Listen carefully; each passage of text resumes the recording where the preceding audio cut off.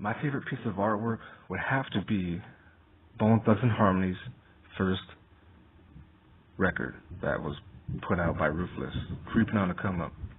And reasons for this is because it's just something I'd never heard before. You know, yeah, I was very young at the time and had heard other hip hop, but this was like no other record that I'd ever heard. You know, it brought together fast rhyming, you know, harmonies. The beats were on point. They were smooth, but like gangsta. You know what I mean? It was just incredibly great. The record was only about a half hour long because Eazy was so eager to push these guys and get these guys because he knew they had something. And when I had first heard, I was like, this is amazing. I can't wait to hear what else these guys put out. And for years after, they did just that. Another amazing thing about this record is during that time, Ruthless had so much going on and so much tension with Death Row, with Dre's departure and whatnot, the split up of NWA and all that. But Eazy managed to keep them out of it. And there is nothing on this album that you hear about any negativity towards Dre or Death Row or anything. There's nothing on it. And I thought that was great as well. Because these other records that you heard came out when they brought up a new artist. They would say things about, you know, like they're a new artist, like say for instance Snoop on The Chronic brought that in, you know, talking crap about Eazy-E.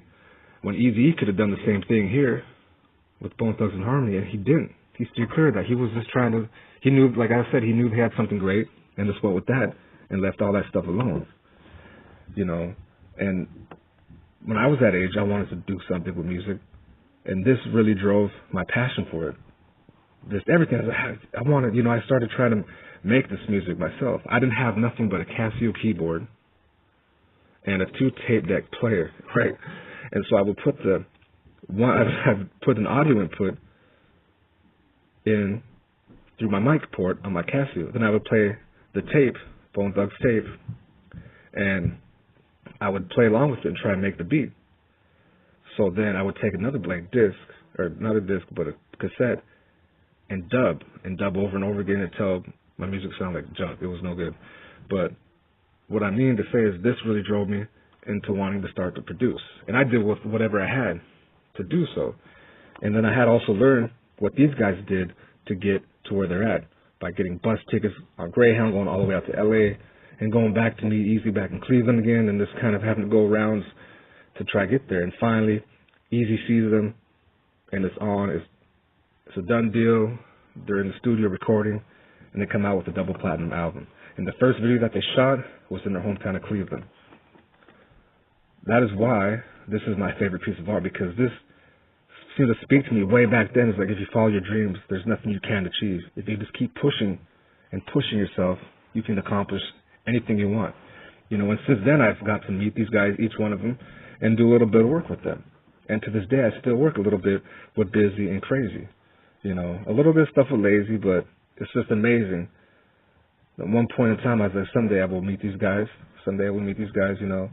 And even though people were making fun of me and saying all these different things back in school, back in elementary and junior high, throughout the years, I just kept pushing and not let anything get in my way. Not even deployments to Iraq, not even having stage 3 melanoma and other things, life things, right? And bam, here I am, you know, going to one of the best schools in the world, Full Sail, and it's amazing. And I still look back on this record right here. That is why this is my favorite piece of art, because it showed me that dreams are real. It doesn't matter where you come from or what you go through in life. You can make anything happen if you truly believe in yourself and push and not let any kind of hardship get in front of you. Ever. You can make it. Thank you.